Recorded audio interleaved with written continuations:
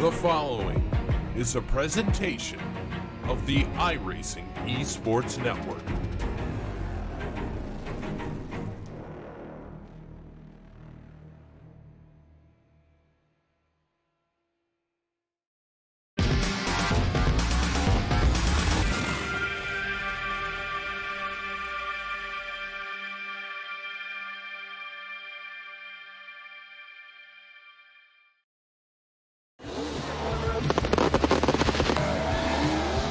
Here's to hugging corners, not cutting them.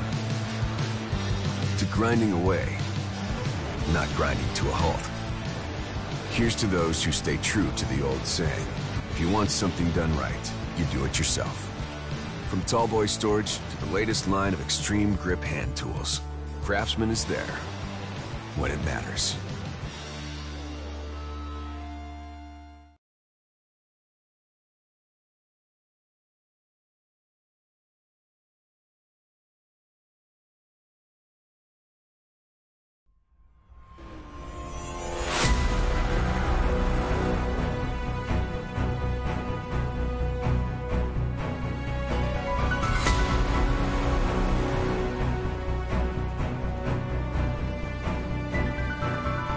Three races remain in the World of Outlaw Craftsman Late Model Championship Series, and it's three of the nastiest, fastest half-mile dirt ovals in the continental United States. The first one on this trifecta of speed comes here to the beautiful racetrack in Rossburg, Ohio, Eldora Speedway. The High Banks will be home of one of the first final rounds here.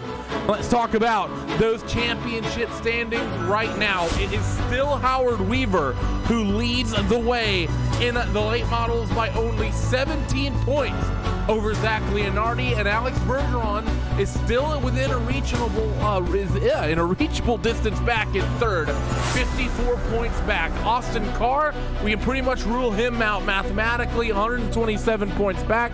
Might be able to make up some sort of way he can win this championship, but I believe so much would have to go wrong for your other top three that he's essentially ruled out. So it's essentially, Cam, three drivers, Howard Weaver, Zach Leonardi, and Alex Bergeron, duking it out at these last three races, and Eldora is a fantastic place to start off this final swing of the championship.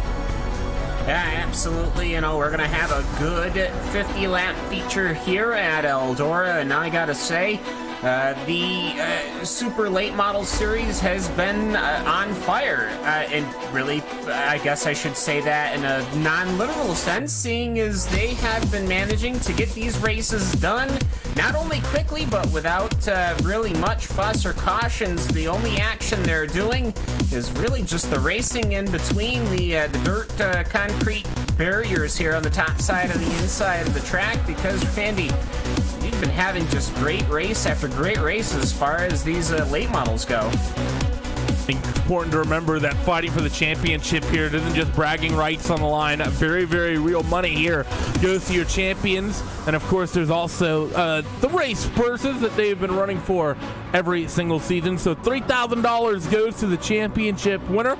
Craftsman 320-piece mechanics tool set. I have yet to get confirmation if that comes with an infinite supply of 10mm sockets, as well as the MPI steering wheel, an official World of Outlaw trophy. You, of course, get honored as being an honorary starter and flagger for a race with a championship announcement, VIP tickets to the World of Outlaw World Finals, pit passes there as well, November 1st to 3rd. And oh yeah, you get recognized at the World of Outlaw banquet. And oh yeah, you get to drive a late model with a one-on-one instruction from Clint Boyer. So for one of these three, either Howard Weaver, Zach Leonardi, or Alex Bergeron, a life-changing weekend shortly awaits. Yeah, most certainly, and you forgot the most important one, that is free food at the banquet. I'm pretty confident they'll provide you food. I mean, right? Come on. But is the valet free? That's the real question. I'm just saying, it's good food. Anyways, qualifying times are coming in, and I gotta say, not really surprised here, Randy. It's Herchko, Dukaram, and Leonardi at the top, and Howard Weaver's right there as well. Those are your four cars that have managed to break the 15.5 bracket. Yep, those drivers very, very quick in qualifying. They get themselves into the 15.5s. One surprise is one of your championship contenders, Alex Bergeron.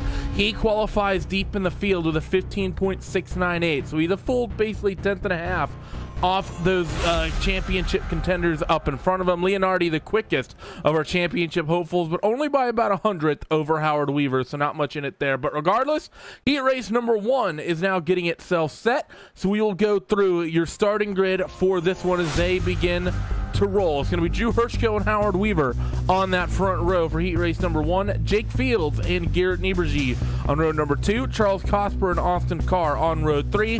Zach Rounds and Adam Elby on row 4, with Justin Thomas rounding out the 9-car field in this one. And this is going to be an interesting heat race, Cam, if for no other reason that Mr. Drew's new teammate Zach Rounds is in this heat race, and it wouldn't be a broadcast without mentioning that. Yeah, and I think for me, the big thing is that basically got 3 massive stacked heats.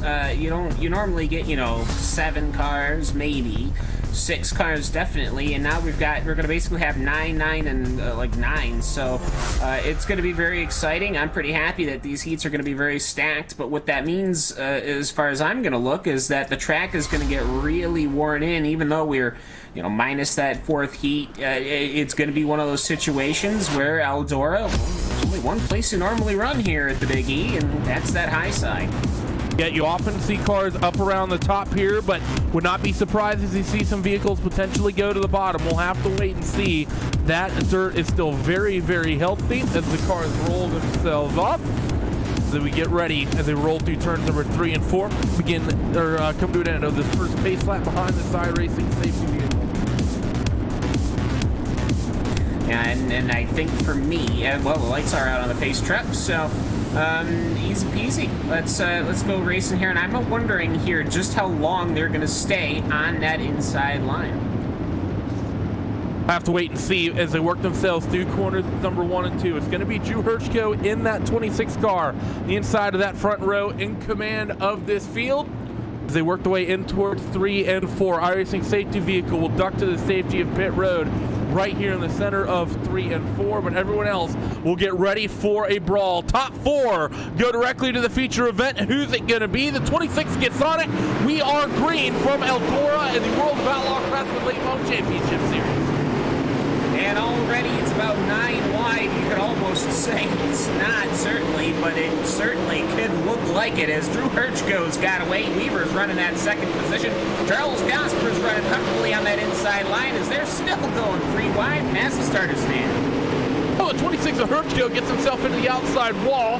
It's not uncommon to drag that rear bodywork right up against the outside wall, but he sort of caught it a little bit too hard and slapped the front end around on it. That brought Howard Weaver well right into the back of that 26 car, so that's very tight. Howard Weaver just made that same exact mistake, though. So most of those drivers up top making contact with that outside wall. But that 33 of Cosper still doing very well on that inside groove. It's been side by side with Jacob Fields for more than a couple laps now. Fields eventually gets the spot, but he gets into the outside wall, and that's going to favor right back to that 33 of Cosper, who's just about clear to that 3rd spot as they head into 3. Yeah, most certainly halfway through this heat, and everyone is still right on together. Drew Hirschko and Howard Weaver have gotten away, but Howard Weaver continues to pancake that outside wall. If these guys are hitting the outside wall like this so early on, as it looks like Jacob Fields has gotten a big old punt from Austin Carr after getting caught up that outside wall, I can only imagine what's going to happen when this racetrack catches in and the lines start fading away. These guys are really going to have to start tightening up these machines to help throw them into the corners, because they ain't sticking on the outside already. Still a nice and tacky surface, though, as you said. The 33 Charles Cosper currently more than comfortable in that 3rd spot. Howard Weaver's going to go to the point here in this heat race with the 26 of Hirschko is going to drive it right back down to the bottom in towards 3 and 4. Look for Weaver to drive it right back down low as they come to the white flag. So side by side for the race lead in heat race number 1. Action picking up early. The 07 is going to slide up in front. Hirschko's going to try to keep the momentum down low, but didn't quite get it right. So for Howard Weaver, he's going to take the lead late in this thing through 3 and 4. Hirschko will try to throw a Hail Mary down low, but it's not going to happen. Howard Weaver wins heat race number 1. Yeah, and that was on Drew Hirschko going in through 1 and 2. He ended up clapping that outside wall. That caught him out, and I'm pretty sure that's exactly how Howard Weaver caught up to him. So good running from Howard Weaver. Hey, that's some points for you right there. Take advantage of it. Opening up the day here at Eldora, I have to say, pretty happy with that one. Yep, race results there. Howard Weaver, Drew Hirschko, Charles Cosper, and Austin Carr, your top 4. They will be going directly to the feature event, and Howard Weaver is going to be happy with that because that'll put him on pole for the feature.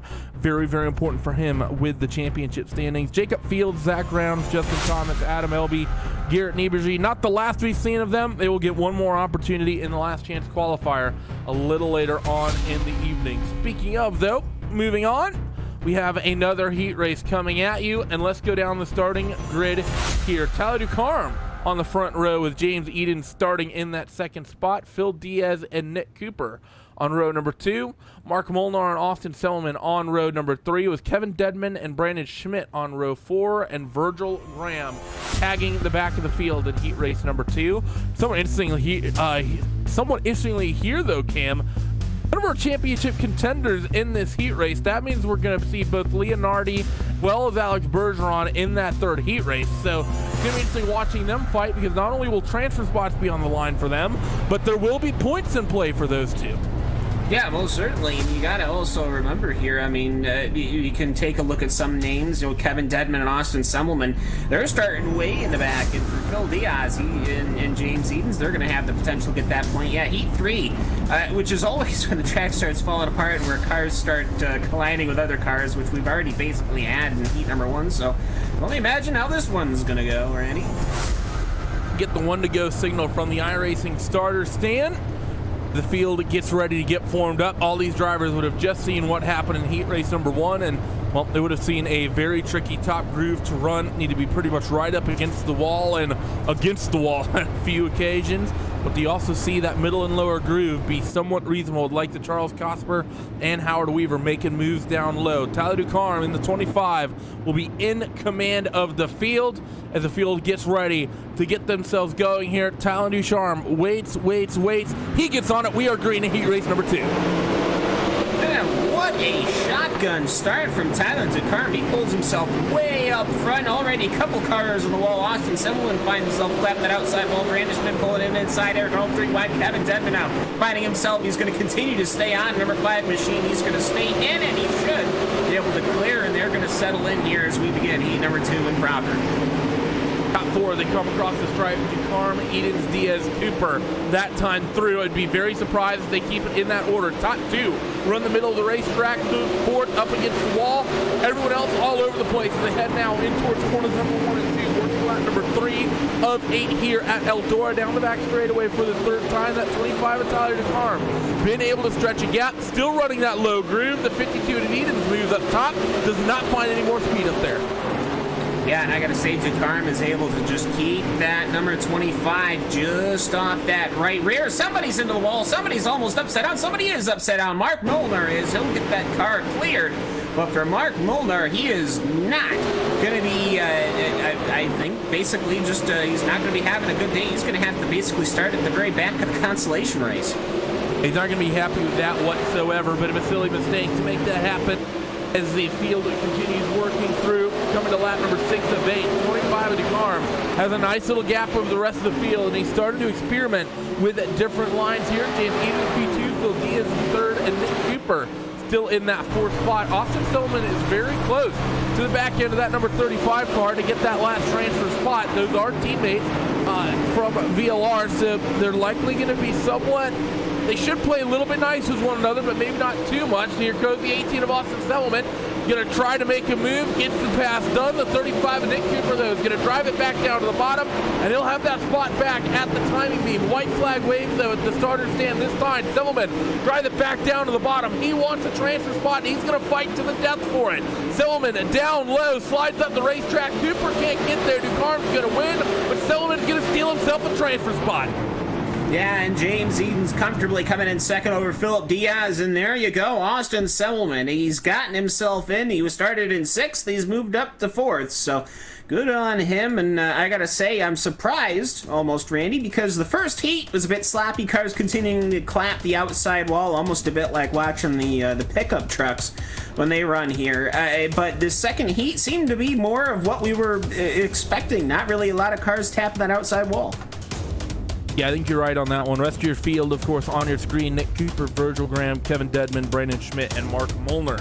Cars that'll be having to do it through the last chance qualifier this evening. Final heat race, though, is getting itself gridded up, and let's take a look at your order here that they will be rolling off. Zach Leonardi, one of your championship contenders, on pole for heat race number 3 with David Heilman on that outside. John Fiddler and Randall Carter on road number 2. Alex Bergeron and Casey Kerwin, a couple drivers from that NASCAR Peak Candy Freeze iRacing series, make up road 3. And of course, Alex in the championship hunt in this series, and he is starting outside of the bubble in this heat race. We just need to see what Alex can do. Matt McKinney and Josh Phillips on row number 4, with Josh Lawton rounding out this 9-car field in this one.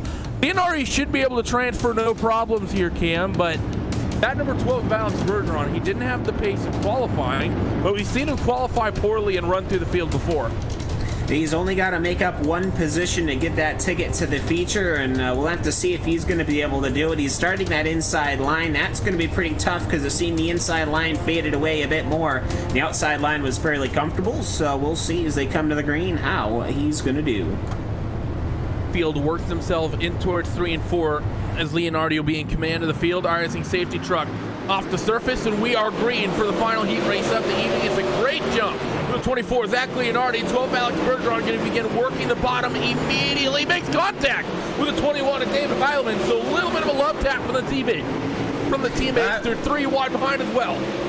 I was going to say, I mean, I think that maybe the 12 kind of, they both kind of bumped into each other, the 21 of Heilman, and after that they kind of came through the next corner there, and they're still going at it, really, and Bergeron somehow, through positioning his vehicle, has managed to push himself to the end of the track. Has anyone told him that that's the opposite of what he wants? Yeah, terrible run that last lap for Bergeron. He's dropped from P4, P5, all the way to P9, and they're 3 wide ahead of him. It's going to be mighty difficult to make up spots now. He's going to try to do it, though. Goes to the bottom, but that number 40 car of Josh Lawton is not going to make it easy, and they're going to continue their side-by-side battle in towards 1 and 2. Working lap number 4 of 8, coming to cross flags. This next time through, the 12 car slings it down to the bottom. Josh Phillips in the middle. Going to take that line away. Matt McKinney still there in the middle, as well as Casey Kerwin. So tons of cars for the 12 car to have to get through, and I don't know, Cam, if he's going to be able to do it. Now, if this was a 15-lap heat, maybe, but we've got a 5-car length gap between Zach Leonardi and John Fiddler, and then you got Heilman comfortable and Randall Carter comfortable. So, really, it's basically, as actually Carter pounds that outside wall. Here comes Casey Kerwin into the opportunity. Matt McKinney's also hit that outside wall, and he's kind of backed off, so maybe Casey Kerwin can look into it as Bergeron does not look comfortable. He's falling off the back of the field. Someone who does look comfortable, though, is that number 115 car, John Fiddler. He's been bringing that lead fight down by about 2/10 every single lap, so we might have a fight up here near the front coming to this final lap. But just as I say that, John gives up a little bit of ground. White flag waves. They roll through corners number 1 and 2. Your top 2 seem relatively set. Let's see what happens between Carter and Kerwin. They're duking it out for a transfer spot. Kerwin's going to throw it down to the bottom. There's going to be some contact here, I think. Who's going to get the drag race back to the line? And they're going to keep punching each other all the way through, and Casey Kerwin will lose out. Randall Carter will just hold on for that one, as Zach Leonardi, as well as John Fiddler, David Heilman, and Randall Carter, those 4 will transfer their way directly to the feature. Yeah, good old beating and banging in the drag race down to the start-finish line. I would have thought that Kerwin would have had that forcing him up. I will say they were definitely making contact. They definitely were making that contact intentionally. But you know what, though, I got to say, Kerwin could have basically walled him up to the top. So it was good on him to kind of stay out of that. But you know what, for Kerwin, he'll be starting 3rd for the consolation. So let's get through it. Cars will transfer from the last chance qualifier to the feature event. Let's take a look at the way they will roll off. In front, it will be Jacob Fields and Nick Cooper on row number 1. Row number 2 will be Casey Kerwin and Zach Rounds. Virgil Graham and Matt McKinney on row number 3, with Justin Thomas and Kevin Dedman on row number 4. They start on the bubble row. Josh Phillips and Adam Elby will make up row 5, with Brandon Schmidt and Alex Berger on row number 6. Garrett Niebergy and Mark Molnar on row 7, and Josh Lawton will round out the 15-car field. There's really only one talking point, I think, with this last chance qualifier, Cam, and that's that 12 car of Alex Bergeron. if he does not get himself into the feature here, especially if Leonardi and Howard Weaver have good runs in the feature event, might just be able to kiss his championship here goodbye. I mean, this is basically do or die. Just to keep the hopes alive. This isn't for the championship or anything. This is just for the possibility of fighting for the championship. So all Bergeron has to do is make his way up to 8th position. And I say only, well, that's going to be pretty difficult to do because other people are certainly going to want to do that. We'll see what Alex is able to pull off here. I'm going to keep my eye on Matt McKinney. He didn't seem too comfortable that first time run through, but you know what, though? I have a feeling with a couple of more laps, everyone will get more settled, and we'll see what we can get this time by. Huge shout outs to all you guys for making us a part of your Monday evenings, either on Dirt Vision or on the iRacing Esports Network. Safety trucks off the racetrack. Jacob Fields, though, is on the throttle, and we are green for 15 laps in the LCQ. Top 8 go to the show. Who's going to get there? They're side by side for P2. They're fanning out 2, 3, 4 wide. Yeah, Jacob Fields, he almost had to back out of the corner there and straighten out, but he was able to keep it off the outside wall, so he was able to get the slingshot out in the outside line there as Nick Cooper was trying to work that inside line. Same thing with Casey Kerwin, everyone almost basically 2 wide throughout the entirety of the field. Alex Bergeron's now made his way to the outside line, but he has fallen back from this field as the fight continuing on. Nick Cooper, he slides up and slows up just a little bit, and Kerwin gives him a nice little tap. He loses the rear. Does, but he's going to slide on back up the track. Almost, I think, helped him out there in the entry to the corner as Zach Rounds is comfortably in 5th position. Meanwhile, the battle for that final transfer position is almost up to 3 wide. And right now it's Kevin Dedman who finds himself in that Bubble Boy spot in that number 5 car. He's running P8. See him with the Stroker Ace quote on the rear spoiler, honoring the late great Burt Reynolds as they continue their fight 3 wide. The 4 and the 74 checking underneath them. That's Josh Phillips and Adam Elby. Still going to be the 5 though. Kevin Dedman up top. Car on the wall out in front of him. I believe that's Justin Thomas. That's going to make things a little bit tight. Probably make him have to check up. But he's going to be able to just hold on here. And some cars have fallen off the back of the pack. One of those most notably being that 12 car. This Bubble Boy spot is still getting intense. The 23 and Thomas, I think, checked up all these guys, and that's going to cause a huge shakeup. They're 3 wide behind Kevin Dedman. Yeah, but they've still got a massive gap between them and Alex Bergeron, so they just have to fight amongst themselves here, and fight they will do. Adam Elby and Brandon Schmidt are trying to get in there as we're just past halfway, well, just a little bit over halfway, and Josh Phillips, he slides right in underneath that Kevin Dedman, number 5, slots himself in here, and I'm not sure which one is stronger, Randy. Exit is better on the outside line, but I feel like you can work that inside line to the point to where you can throw the car up eventually and cut the nose off and do a slide job of a sort. So I have a feeling options are opening up here at Eldora Speedway. It's going to depend on your car setup and if you're able to run the bottom or not, because right now it seems pretty racy. Car on the wall behind, that's going to be Adam Elby. Going to cost him about a car length as they come down the back straightaway. That 4, though, of Josh Phillips is still hounding the 5 of Kevin Dedman, who still holds that last coveted transfer spot here on the night. They roll through 1 and 2, 5 laps to go when they get to the starter stand this time. Out in front, it's relatively single file. Not a lot of craziness happening for the most part. The excitement is going to come here at the transfer spot as Dedman has reeled Justin Thomas back in. I think he wants off the bubble. Yeah, Josh Phillips is just about to start maybe working in on Kevin Dedman, so it might just be a situation where Dedman has to work past Justin Thomas. Thomas, of course, who has papped that outside wall a couple of times, so if he does that one more time, that could open up the door, not for him, but for Kevin Dedman, and you got to remember Adam Elby is there as well, so for Josh Phillips, time is winding down, and now he's committing to that inside line. We come to the iRacing starter stand, beginning lap number 13 of 15 here. Dedman done a good job. The 4 machine, though, going to throw a bit of a move down low, not nearly close enough. He needs to keep an eye on his rearview mirror. At the likes of Brandon Schmidt and Adam Elby still lurking here, and Alex Bergeron is just close enough that if something silly were to happen, he might be able to cheekily make his way into the feature event. Penultimate lap right here, right now, as Dedman has opened up a little bit of a gap on the 4, which is exactly what you want. White flag for Jacob Fields at the iRacing starter stand this time, so only 1 lap to go for the whole field. Kevin Dedman has opened up a little bit of a margin here as they work off of 2 and down the back straightaway, but for Jacob Fields, 2, 3, and 4 for the final time, he will win this LCQ, but Kevin Dedman will take that last transfer spot home in what is probably the cleanest B main we've seen all season. Yeah, and for Alex Bergeron, dejected with a broken front nose, will pull to the inside. Obviously, the setup was not in it today. That's a pretty big one. But you know what? They do have bad weeks, and I believe that, you know what, that really... I'm not necessarily sure if there even are drop weeks as we're going to the warm-up session here, and we'll take a look at that. And Randy, I gotta say though, yeah, very clean. I'm happy with it, and I gotta say, good running. So with that, we'll go quickly down at your post-race results. Howard Weaver and Tyler Ducarme make up those first couple spots.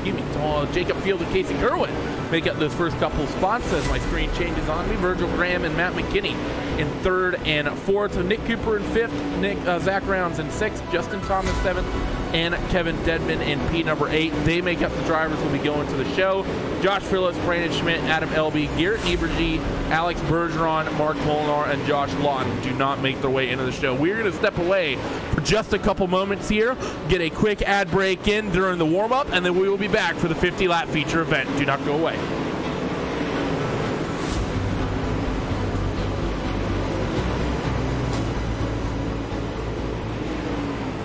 Your DirtVision.com account gives you free access to our on-demand video library. From the DirtVision.com homepage, click on On-Demand Video near the top right of the screen. And from there, countless hours of World of Outlaws footage awaits at your fingertips. Watch every lap of the current World of Outlaws Craftsman Sprint Car Series season. Sheldon Hodge looking for a run. Dives low into turn 3, slide job! Sheldon Hodge, shield to the cushion. Johnson turns it back underneath him, but Sheldon leads lap 23. Or dive into some of the historical options with videos in our Classics section. He has clear visibility, comes off the 4th turn in the clear, and leads lap number 1. It's all available free and on demand on DirtVision.com. Man, I'm looking forward to the Late Model Championship. It's going to be an exciting season. It all comes down to the wire for that championship right there in Charlotte. I think you're going to be able to go to the World Outlaw, not only the finals right there, but the banquet, and then the ultimate package is to get in my 2-seat dirt late model and burn some laps in the racetrack in real life. So looking forward to seeing whoever's going to conquer all and win that thing and spend some time with them.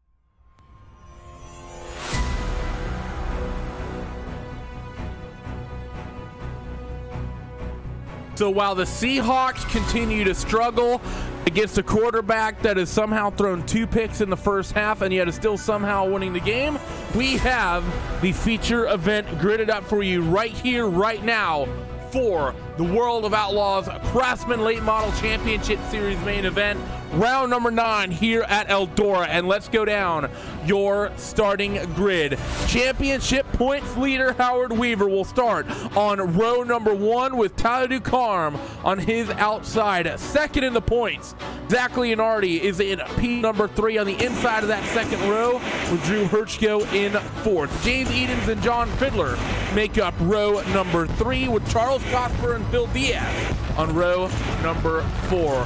David Heilman and Austin Carr are on row 5 with Austin Semmelman and Randall Carter on row number 6. Jacob Fields and Casey Kerwin are on row 7. Virgil Graham and Matt McKinney are on row number 8. Nick Cooper and Zach Rounds are on row 9 with Justin Thomas and Kevin Dedman rounding out the 20-car field in this one. 50 laps on the board. Championship rivals first and third. Cam, what's your prediction? I don't know. I don't know if you can predict what's going to happen here at Eldora. I have a feeling maybe Howard is going to break away, but who knows what's going to happen when we get these yellows. Also, woo, fireworks. Woo, fireworks indeed. Cam has a child on the way, and he's going to have a nice 8 to 10 years of hearing woo fireworks. Thank you for making us a part of your Monday evening on the iRacing Esports Network and on Dirt Vision. The 07 of Howard Weaver in command of the field. As the Tomato Man gets on it, we are green for 50 laps of action here at Eldora, and Leonardi's already making a move for P2. Yeah, and Drew Hirschko has dived way down to the inside Armco, or concrete, excuse me, but he is covering the nose of Zach Leonardi well, and for Howard Weaver, he's just staying right down the middle of the track, and honestly, the high side to 1 and 2 seems good, the middle side between 3 and 4 seems good, and when you're the leader, you get to pick.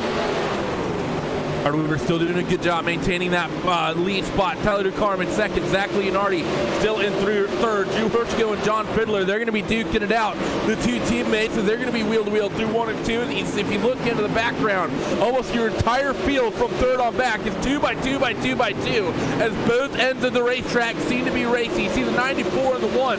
That's Phil Diaz and Austin Carr. They're duking it out. The 33 and Charles Gosper going to get in this fight as well. Austin Selman not far behind. But this is great to see, Cam, see this many cars on the top and this many cars on the bottom. Yeah, and Drew Hirschko, he's been suffering that inside line. He's been passed by his teammate John Fiddler. He's been passed by, well, secured the pass by by Zach Leonardi. And I have to say, for the driver of James Edens, he's comfortably running that outside line right now. He's tapped the outside wall a couple of times, but as long as Drew doesn't track up too much, it should be easy for James to secure that position. He throws that massive slider, but he always backs out, Drew does, because he knows if he does let that car slide up, he's going to get a massive wallop from that number 52 car, and it ain't worth it when you've got a 50-lap feature and you're only lap number 6. Talking about the different lines people are running, we just saw it for the top 3. Leader in the middle, second place up against the wall, third place down on the bottom. That third place driver just became the second place driver as the 25 of Tyler DeCarm gets pinned back to P3. So championship rivals, first and second, run first and second in this feature event, as Howard Weaver still has a 5 to 6 car length advantage, actually a bit more than that, over the 24, Zach Leonardi. And Leonardi very, very rough through 1 and 2. That last time gives Howard an extra few car lengths. So the 07 comes across the time beam right now. Gap has opened up to nearly 3/4 of a second for that 07 machine, as cars are starting to slowly mix their way up to the top. Yeah, and for Howard Weaver, he's cleared everyone as it dawns on me that we don't have a single vehicle here with the number 99, which is weird to me because at my home track there's like 5 cars with the number 99, but irrelevant to that right now. I have to say, for Zach Leonardi, his lap times are faster than Howard Weaver, but he doesn't actually seem to be gaining anything on Howard Weaver. I don't necessarily understand the science on that one, but it looks to me like no matter what, Weaver just has kind of control of the track right now in its current state, but you know what? When you've got 40 laps to go, Rainey, the track is going to get that much more demolished. You're absolutely right. The track's going to ebb and flow in a race like this, and we're already starting to see that. We saw in the first sort of 8-9 laps this track be very, very racy. We've seen, though, the last 3 to 4 drivers really moving up to different ends of the racetrack, most into the top. You see a couple of drivers really running the middle, but for the most part, everyone's circulated to that top groove. I really don't see anyone that's pinned down to that inside wall as the 25 DeCarm is keeping that 24 car really, really honest, and Leonardi has made a couple of mistakes while he's out here in the second spot. So Tyler DeCarm, that dead zone car, doing a good job harassing his teammates. Yeah, most certainly, and for me right now, it's just constantly watching this little group between that 8th position, the bubble position as you would call it, but it's the feature race, there's no bubble. I'm surprised Drew has just been trying to keep that inside line. I know he's comfortable in there, I know he likes running the inside line, but it's Eldora. At some point, you're going to have to, I would honestly just run the outside line to help wear it down so I can work that inside line. I'm waiting for Matt McKinney here. He seems to me to be primed up right behind Jacob Fields. At some point, he's going to have to make a maneuver, and he's packed up behind those 4 cars. As looking at the splits between Howard Weaver and Zach Leonardi again, well, Zach Leonardi had some kind of bobble. He ran a 16.1. 4/10 is what he dropped to Howard Weaver, and Howard has casually waltzed his way out to a 1.2 second lead over that number 24 car. So the Tomato Man is absolutely hooked up right now as Leonardi continues messing and harassing his teammate, the 25 of Tyler DeCarm. The question has to be asked, Gab, is that for these two, running P2 and P3, Tyler DeCarm knows that his teammate is Zach Leonardi is in this championship hunt, and he knows he's in the championship hunt with the car that currently leads this race. If you're Tyler DeCarm, how much of a bro do you be to Zach Leonardi? Do you let Zach finish P2 for the points, or do you get greedy and do you duke it out for the $250? Yeah, well, I would just fight it out for the money. I mean, heck, we've only got 3 rounds left. Get your money while you can. Get your points while you can. You got to secure your position for next season. Absolutely go for it. If you're here, if there's anything we've learned over these last weeks and weeks and weeks and weeks, Randy, it's that if you have the opportunity, you take it. Look at what happened with the McKinney brothers. I mean, heck, as it looks to me like James Edens is closed in now on the rear of John Fiddler, and he's now trying to work that outside line. But I gotta say, it doesn't seem like anybody up in the top 5 is really making any maneuvers on anyone. Yeah, we haven't seen anything really pan out just yet, and the 52 pans his way into the outside wall, so not what you want to see whatsoever for James Eden, but you're all right. People have sort of slowly moved their way up the top. Someone who's making moves, though, Zach Leonardi. That lead was out to 1.3, 1.4 seconds. It's now down to about half a second. The 07 of Howard Weaver has moved his way up top, and he doesn't like it. Leonardi is charging, and he is right onto the rear of that number 07 car. He's reeling in 2 to 3 tenths every single lap.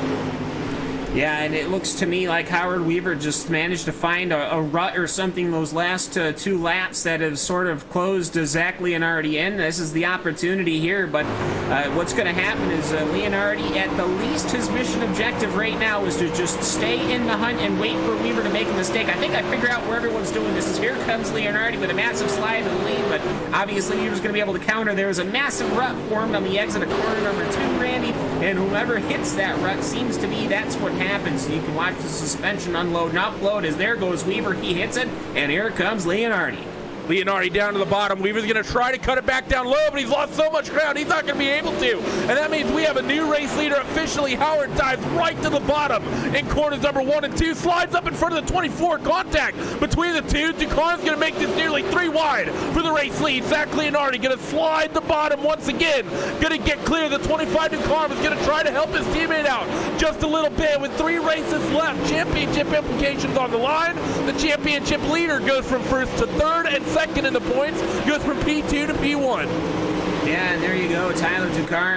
Anyone that's on that high side on the exit to 2 seems to be hitting that rut. Let's see who's going to hit it between this group. Weaver's done low. I think he realized the jig is up. Zach Leonardi on the exit. You can see the suspension unload. The car goes in the air. I'd almost wondered perhaps maybe those dead zone machines are a little more comfortable than the VLR machines. Obviously, Alex Bergeron didn't have a good day here today. He didn't even make the finale. So perhaps that rut is now advantage dead zone, perhaps, as there goes Weaver into the wall again. Weaver's going to need to make a move on Tyler Ducar. He's not going to be happy because I believe as they run, I think if Leonardi takes victory, he will adhere to the championship points lead. I'm not 100% on that.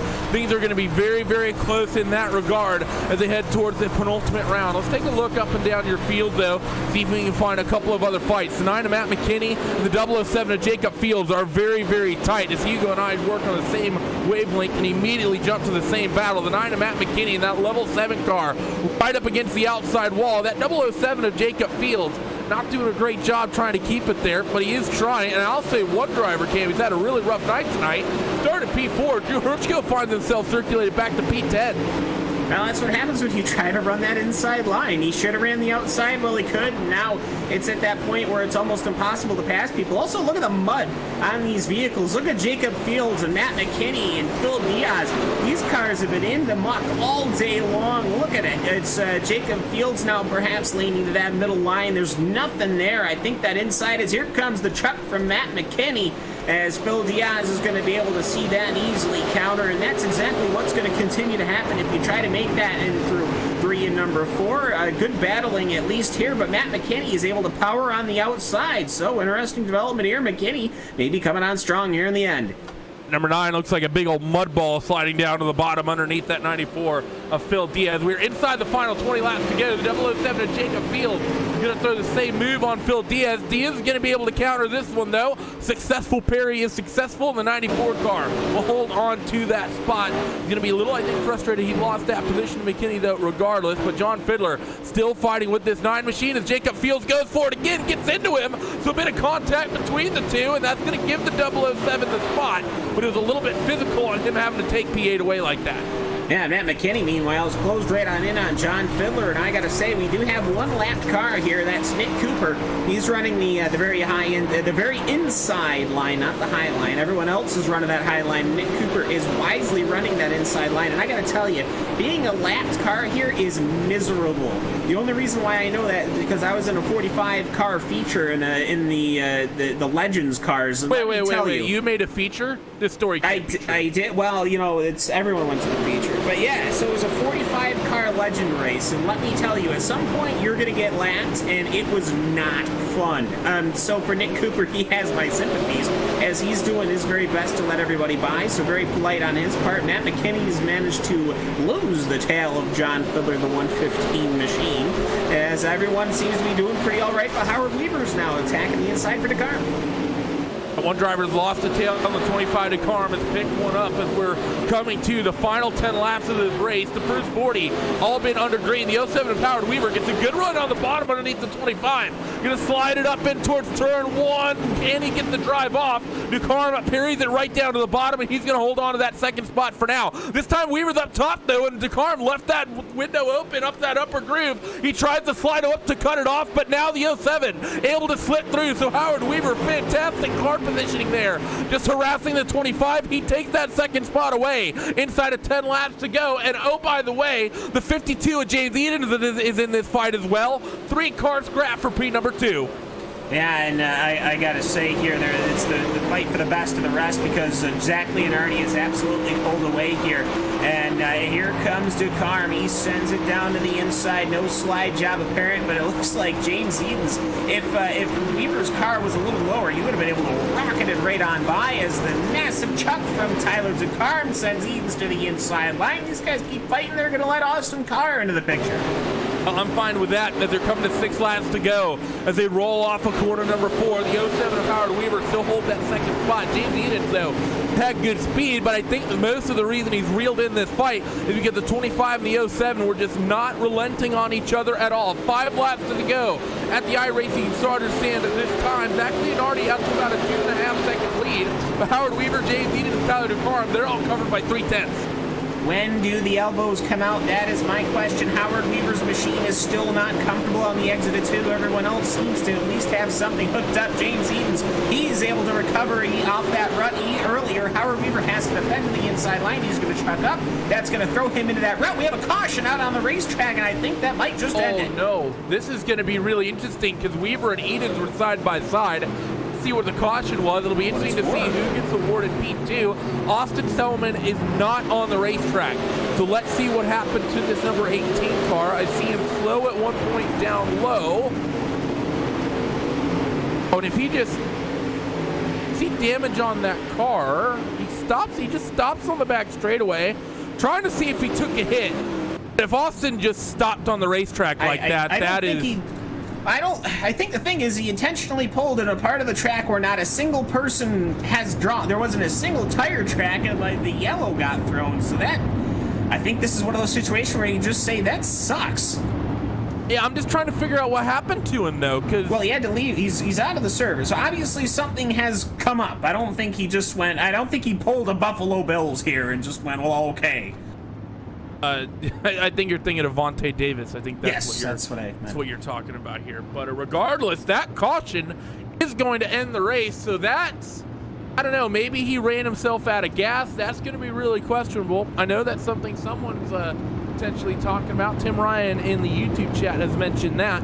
But regardless, white flag waves here. That's going to be unfortunate for the 18 car, and I think somewhat luckily, the 07 was just nose ahead of that 52 of James Eden. He somewhat gets lucky in that lottery, and the sim awards him that second spot. Well, hey, if he was ahead, he was ahead. If he had the momentum for it, he had but no competition for, no challenge for the victor. That is the 24 machine of Zach Leonardi. Great running from him. I mean, we're talking about the different lines and all the attacks. You gotta say, for the entirety of the race, Zach Leonardi had control of this thing. He didn't have a single issue, and I almost wonder if he's getting a bit of a push from Howard Weaver now. Maybe just a little bit. You know, Howard Weaver's not going to be too happy with this as a points leader, seeing his championship rival come away with the victory, but Howard is a very, very good sport. He's going to give him some congratulatory taps on the rear end as Leonardi is going to take victory as the fireworks start popping off on the front straightaway and over the back straightaway. Let's go down your post-race results, though, after 50 laps of action here at Eldora, as the 07 just casually turns the 24 around. Zach Leonardi takes victory here after 50 laps of action with Howard Weaver in P number 2. James Edens in 3rd, Tyler DeCarr in 4th, and Austin Carr will round out the 5-car field. Matt McKinney will finish in 6th. Jacob Field 7th, John Fiddler 8th, Phil Diaz 9th, and Drew Hirschko round out your top 10. Zach Rounds, Kevin Dedman, Virgil Graham, Casey Kerwin, Charles Cosper, Randall Carter, David Heileman, Justin Thomas, Nick Cooper, and Austin Selman round out the 20-car field after the 18-car, we believe, had some issues with fuel, and there were a couple of drivers, by the way, on that pace lap that we think that were pretty much on fumes as well. We're going to take a short break here on RaceSpot TV, collect our thoughts, and begin post-race coverage in just a couple of moments. Do not go away.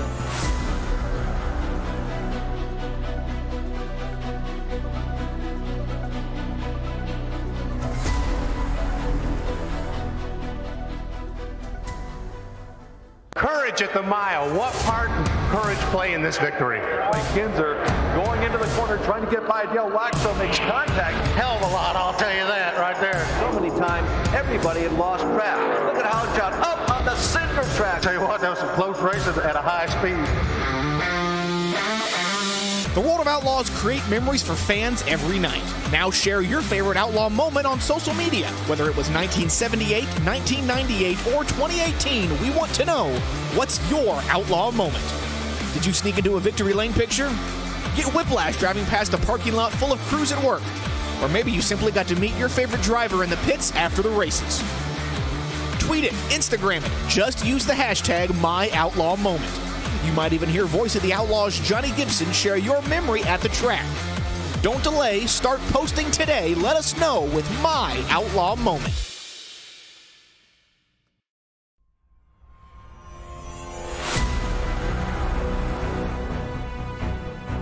Welcome back here to RaceSpot TV after a 50-lap feature went green pretty much to the end until some people risking it on fuel brought out the caution. We have confirmed, by the way, that that is what happened to the 18 of Austin Selman. Took a quick listen to his in-car audio, and the engine unmistakably cut out in the center of 1 and 2. So not much the 18 car could do there. But regardless, the 24 of Zach Leonardi is a happy, happy man, and we are stood by with the race winner in this one. Zach, Howard seemed to have the pace in the early goings. He stretched out something like a 1.5 second lead in that opening 10 or so laps. But man, oh man, you guys at Dead Zone are just on another level when these tracks get worn in. What do you guys have figured out? Well, it's really our driving styles. Like, me and Tyler both are really better in the slick conditions, so we kind of build our setups around that and just hope that we have long green flag runs like we did tonight. And it was interesting because we did a bunch of the regular series this week and none of that stuff translated, so we had to build a whole new setup tonight, and happened to work out for us. It wasn't the best heat race time, it wasn't the best qualifying time, but it was really good once it started getting later into that race and it started slicking up way to the top. I knew we had a good piece. I was a little bit worried in the beginning. I had my car adjusted for the long run, but I didn't know how good it was going to be because I was struggling pretty bad in the beginning. And got to Howard, started throwing them sliders, and I apologize to Marty. I didn't mean to get into him there. I thought when he ducked low, he was going to throw a slider, so I lifted and started going to turn up under him, and I guess he was going to throw a slider and backed out of it. So just kind of misread each other there. Yeah, Howard's generally pretty good with that stuff. He's not as vengeful as some others can be. But, Zach, you come into this race 17 points off the championship lead. You take victory. Howard comes home P2. You're going to reel him in by a bit. I do not think you'll have the championship lead. Going into the next round at Knoxville, there's basically going to be nothing in it. What's your mindset for these next two races, knowing that while you're a slight underdog in terms of points, it's not like you're 30 or 40 points back. Probably going to be within about the same dozen. Yeah, I mean, I'm going to try not to think about it too much, and I'm just going to sit there and make my focus go and win the race. You know, that's kind of what I did tonight, and I wasn't too happy whenever Howard won that heat race, because I thought, you know, that helped with my bonus points a lot, and him being on pole. He's always really tough everywhere, so I was a little bit worried when he won that heat race, and then the car was really good in the long run, so it ended up not really mattering too much. I was pretty hopeful whenever Tyler got to second there. I was thinking we were going to get Dead Zone 1-2, and that'd give me a little bit more points on him, but it seems with Howard I can't really get away from him too much, so we're just going to try to see if I can inch out on him, and maybe, I mean, it's going to be a close race at the end of it as long as Knoxville goes about how they've been going, where we both are about dead even. Thanks for joining us, Zach. Who gets it done for you guys at Dead Zone?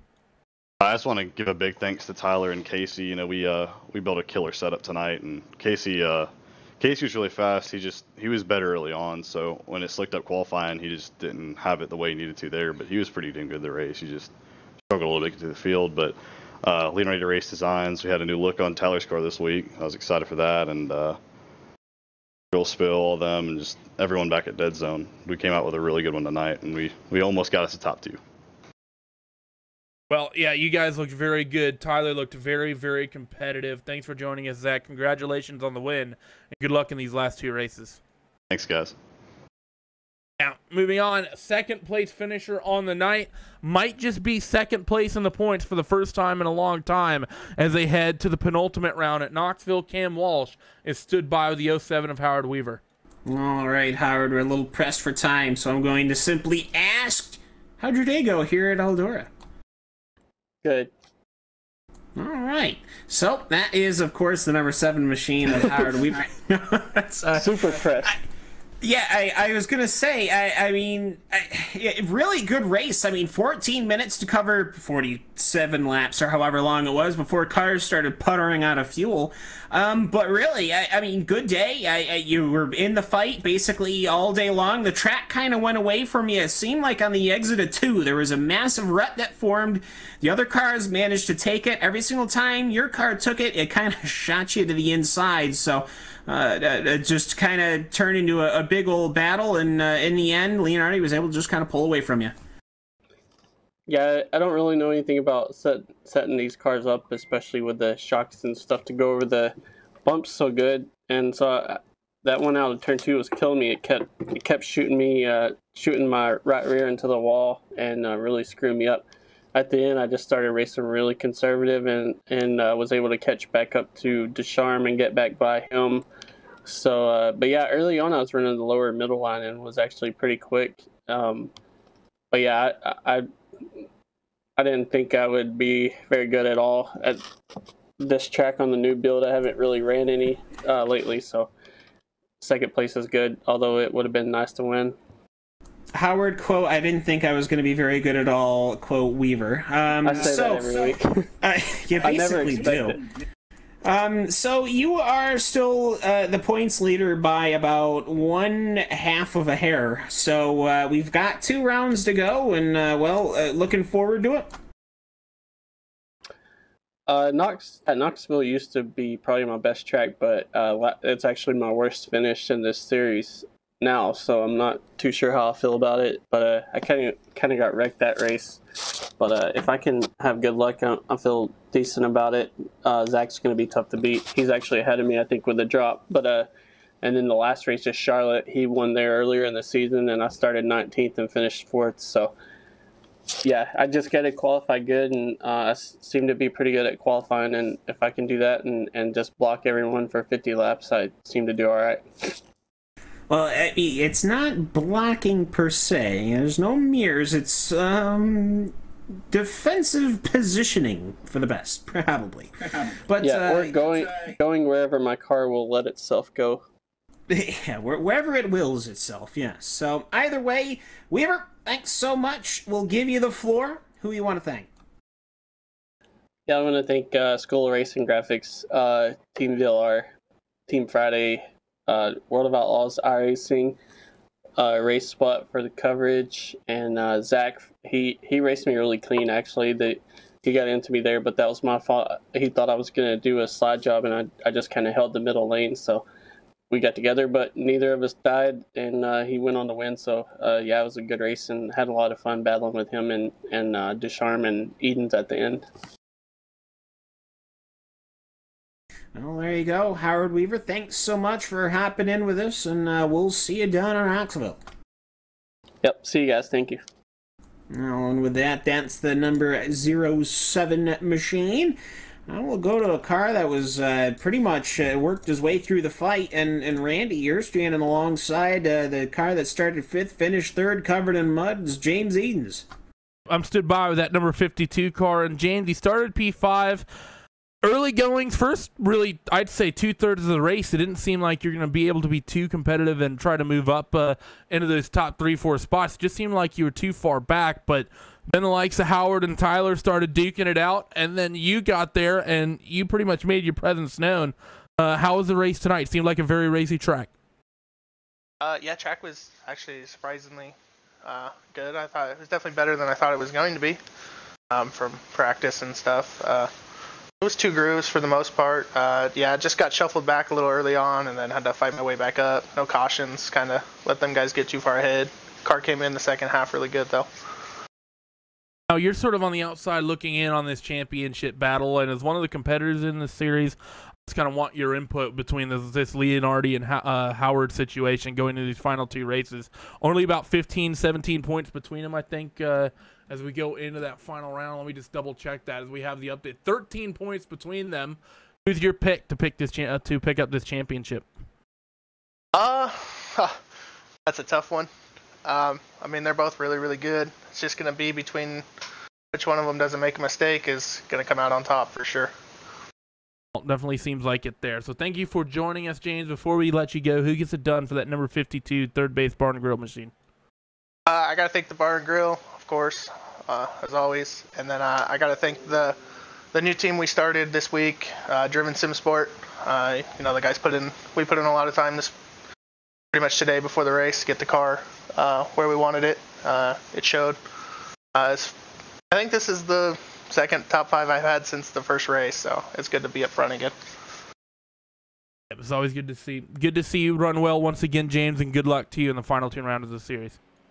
Thank you. Well, Cam, 50 laps of action, 1 single caution related to a driver running out of fuel. A lot of clean races in this series the last month and a half. They've really learned how to put on a show here in the late models. Absolutely, and I gotta say I've been super happy with the racing that we've seen. The action picks up. Not too happy with the fuel situation, of course, but it happens. People try, people guess, people play the games, and, well, sometimes the game ends up playing them. So anyways, yeah, the next 2 rounds I'm really excited. Knoxville I like, dirt track at Charlotte, how couldn't you like it? So I'm pretty excited for the closing chapters here for the World of Outlaws Craftsman Super Late Model Series. And as we take a peek at the updated points, you see 13 points between Leonardi and Weaver. You see Bergeron, he was within about 50 or so points of Howard Weaver at the start of the night. One bad night is an absolute backbreaker for him, and he finds himself as a 131-point dog to Howard Weaver, and basically essentially to Zach Leonardi as well. So a nightmare situation for Alex, and he's going to be likely racing for 3rd place honors this season. However, that is going to do it for us here on RaceSpot TV, streaming live on the iRacing Esports Network and on Dirt Vision. Huge shout outs to all the sponsors, to the World of Outlaws, and of course to Craftsman, and of course to MPI as well. Clint Boyer getting involved with this championship and doing a bit of a tutoring session for the champion at the end of the season. Huge shout outs to our sponsors, Andy Werner for the overlay design, Simon Grossman and Nick Tisson for the live timing, and of course Simon Grossman from apgenering.com. We hope you join us again later on in the week. A handful of big shows, most notably one of the finale rounds of the NASCAR Ignite series coming up on Wednesday. But until then, we hope to see you next time. Bye-bye.